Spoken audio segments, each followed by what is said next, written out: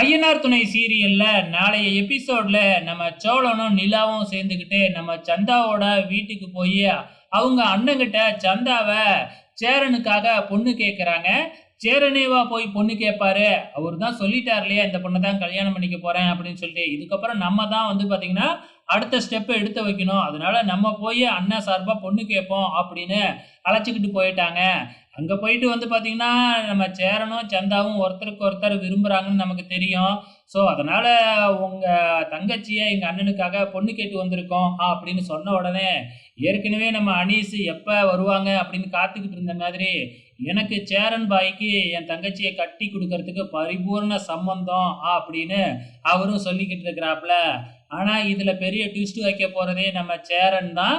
So, எதுக்காக அப்படின்னு பார்த்தீங்கன்னா, நம்ம சோழன், நிலாவும் சேர்ந்து வாழணும் அப்படிங்கிறதுக்காக தன்னோட கல்யாணத்த தள்ளி போட போறாப்புல. ஸோ, இதெல்லாம் எங்க போய் தான் முடிய போகுதுன்னு தெரியல. பொறுத்திருந்து பார்க்கலாம்.